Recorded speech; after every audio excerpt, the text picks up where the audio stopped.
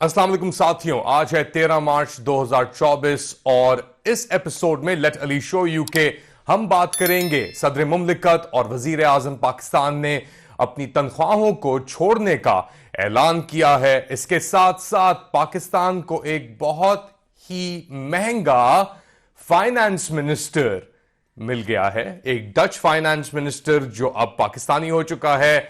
और फाइनली पाकिस्तान तहरीक इंसाफ ने पूरे मुल्क में एहतजाज का ऐलान किया है, कहा है कि सब कुछ तो उनसे ले लिया गया है, अब क्या बचा है। शुरू करते हैं ऑफ कोर्स आपके वजीर आजम शहबाज शरीफ और सदर मुमलिकत आसिफ अली जरदारी समेत जो काबीना के नए मेंबरान हैं, जिनमें मोहसिन नकवी भी शामिल हैं। उन्होंने ऐलान किया है कि वो अपनी तनख्वाहें जो ऑफिशियल उनकी सैलरीज हैं वो नहीं लेंगे। एक एमएनए की सैलरी बनती है तकरीबन 1.5 लाख रुपए और उसके ऊपर तकरीबन 40,000 या 38,000 रुपीज एडिशनल एक्सपेंसेस भी हैं, फ्यूल ऑफ कोर्स और गाड़ियों के खर्चे अलग से होते हैं। मगर तकरीबन 1.5 अरब रुपए का बजट फरवरी 23 को जाते जाते जो निगरान हुकूमत थी उसने ये पास किया और ये प्रपोज किया और कहा कि जी तकरीबन 1.5 अरब रुपए आपके मेंबर ऑफ पार्लियामेंट को, एमएनएस को मिलेंगे आगे आने वाले साल के अंदर।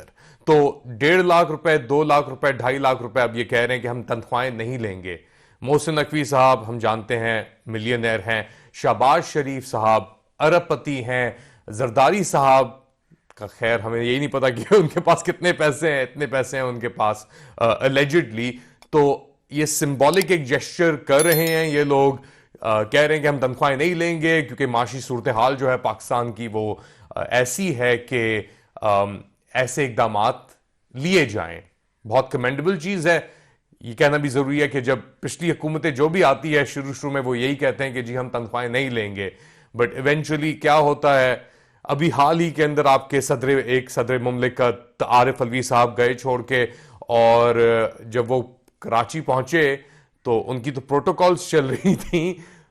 जब प्रोटोकॉल रात को खत्म हुई तो उनके पास एक गाड़ी भी नहीं थी मौजूद कवर करने के लिए। हाँ, घर की उनके पास एक आध गाड़ी थी, मगर जब वो सदर बने तो उन्होंने अपनी गाड़ियां बेच दी और वो बेसिकली हुकूमत की, स्टेट की गाड़ियों के ऊपर चल रहे थे। और जब वो छोड़ के आए तो सब चीजें वो चली गई। एक तरफ तो वो एग्जाम्पल है, दूसरी तरफ एग्जाम्पल्स हैं हमारे पास, जैसे परवेज मुशर्रफ साहब, वो अरबपति बने इवेंचुअली।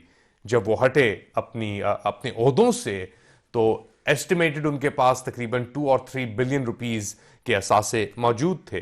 अभी हाल ही के अंदर बाजवा साहब गए हैं, इनके ऊपर यह कहा जा रहा है, फैक्ट फोकस की रिपोर्ट्स भी आई कि ना सिर्फ ये अरबपति बने बट इनकी बेगम भी, इनके साथ साथ इनकी बहू भी, नई बहू भी, वो भी ओवरनाइट करोड़पति बन गई। हम बात करते हैं पापा जॉन स्कैंडल की, एक और फैक्ट फोकस का स्कैंडल था जिसके अंदर उस वक्त के कोर कमांडर बाजवा साहब, डिफरेंट सेपरेट बाजवा साहब मौजूद थे, इन्वॉल्व थे एलिजिडली, और उन्होंने एक $multi-million pizza, Papa John's pizza empire खड़ी कर दी थी अकॉर्डिंग टू फैक्ट फोकस। तो एक तरफ तो ये खांचे खुले हुए हैं, जरदारी साहब के भी बहुत असासे हैं, बड़ी जमीन है, फ्यूडल बैकग्राउंड है, तो पैसे की कमी नहीं है एज सच। मगर जब हुकूमत की बात आती है, ओहदों पे डालने के बाद इन लोगों को एहसास होता है कि भाई हम पैसे ना ही लें तो बेहतर है, क्योंकि वैसे भी आए कैसे हैं आप, हमें पता है क्या लेजिटिमेसी है, किन ग्राउंड्स के ऊपर आपको वहां पे रखा गया है। ये सब चीजें अब खुल के सामने आ गई हैं। एक तरफ तो पैसे नहीं ले रहे, दूसरी तरफ एक नए जो आपके फाइनेंस मिनिस्टर अपॉइंट हुए हैं औरंगजेब साहब, इनका ताल्लुक था हबीब बैंक लिमिटेड, पाकिस्तान के सबसे बड़े बैंकों में शुमार होता है, एचबीएल, और वहां पे भी ये बहुत तगड़ी तनख्वाह ले रहे थे। इनकी थी डच नेशनैलिटी, जो ओहदा उठाते वक्त इनके पास थी, मगर जब ओहदा इन्होंने एक बार उठा लिया तो एक पिटिशन जारी हुई फॉरेन ऑफिस को, इंटीरियर मिनिस्ट्री को, कि इनकी जो पाकिस्तानी सिटीजनशिप थी उसे बहाल किया जाए।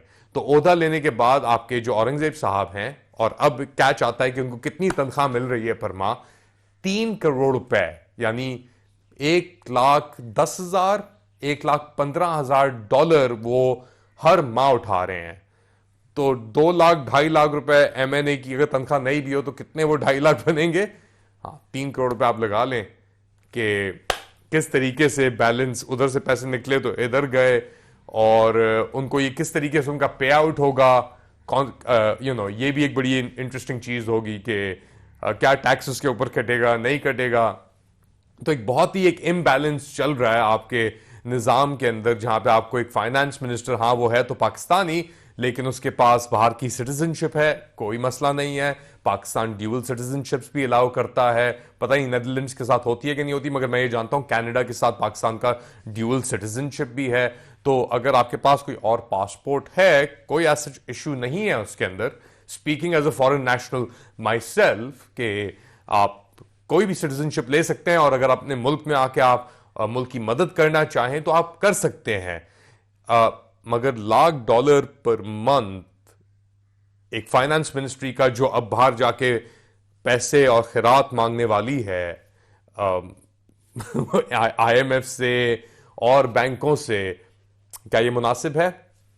आई leave the judgement to you guys. Qualification इंसान की, obviously he is a highly educated, highly experienced individual. ये औरंगजेब साहब जो हैं एचबीएल भी चलाते रहे हैं, मगर एक बहुत बड़ा सवालिया निशान इसके ऊपर यह है कि ये ऐसी पोजीशन पे आ रहे हैं और ऐसे वक्त आ रहे हैं और ऐसी कुव्वत के साथ ही आ रहे हैं जिसका खुद कोई जमहूरी तसव्वुर नहीं है।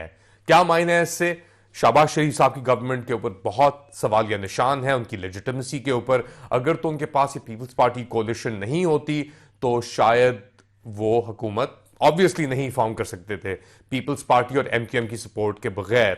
मगर इसके बावजूद जो उनकी काबीना के अंदर इंपॉर्टेंट पोजीशंस दी गई हैं वो पीएमएलएन लॉयलिस्ट को नहीं दी गई। हाँ, डिफेंस अपना ख्वाजा आसिफ साहब के पास गई है, मगर interior ministry for example Mohsin Naqvi के साहब के पास आई है, जिन्होंने अपनी तनख्वाह एज एन एमएनए लेने से अब कहा, इनकार कर दिया कि मैं इसको फॉरगो कर रहा हूं। इसी तरीके से फाइनेंस मिनिस्ट्री का जो पोर्टफोलियो है वो आया है कंप्लीट आउटसाइडर के पास, जिसको बेसिकली एक प्रोसेस लगाना पड़ेगा उसको किस तरीके से अंदर करें। उसकी अपनी कोई कंस्टिट्यूएंसी नहीं है एक्सेप्ट कि वो एक बड़े बैंक के लिए पाकिस्तान में काम करता रहा है बहुत सालों से। तो एक क्रिटिकल पोजीशंस के ऊपर ऐसे लोग आए हैं जिनकी कोई पॉलिटिकल अफिलिएशन नहीं है, या तो पीपल्स पार्टी के साथ या पाकिस्तान मुस्लिम लीग नवाज नून लीग के साथ। तो एक बहुत ही डिसफंक्शनल सा एक सेटअप आ रहा है, सिस्टम आ रहा है आपके सामने इस चीज को आगे बढ़ाने के लिए। अच्छा, इसके साथ साथ एक तरफ तो ये हो रहा है तनख्वाहें नहीं ली जा रही, और आपके ऐसे फाइनेंस मिनिस्टर भी रख लिए गए हैं बहुत ही तगड़ी तनख्वाह के ऊपर। दूसरी तरफ शेर अफजल मरवत साहब ने फाइनली आके एक ऐलान किया है कि पाकिस्तान तहरीक इंसाफ पाकिस्तान भर में एक एहतजाजी मुहिम शुरू करने जा रही है। प्रोटेस्ट चल रहे हैं, हम जानते हैं पंजाब के अंदर, वहां पे क्रैकडाउन भी हो रहे हैं एक्टिविस्ट के ऊपर, प्रोटेस्टर्स के ऊपर, अरेस्ट भी किया जा रहा है लीडर्स को। लेकिन दूसरी तरफ अब इस चीज को पूरे मुल्क में फैलाने की बात कर रहे हैं, क्योंकि कह रहे हैं कि इनका मैंडेट चोरी हुआ है, इनके पास कोई और ऑप्शंस बाकी नहीं रहे except to get out on the streets. Will they be able to get out on the streets? We don't know. Imran Khan साहब अभी तक अडियाला जेल के अंदर हैं, उनके ऊपर भी लेके सोशल मीडिया के ऊपर एक बहुत फ्रेंजी चली हुई है कि उनको हटाने की कोशिशें हो रही हैं, उनको शायद कत्ल कर दिया जाए।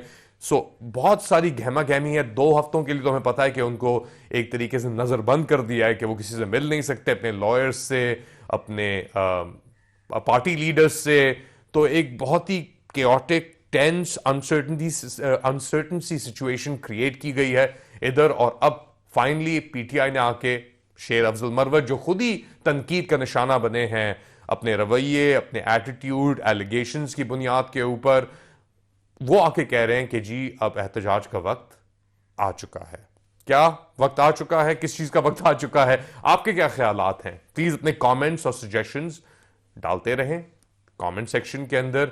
And do like and subscribe and share this content, और ऑफ कोर्स घंटी जरूर दबा दीजिएगा। अपना ख्याल रखिएगा। अल्लाह हाफिज, फिर मुलाकात करते हैं।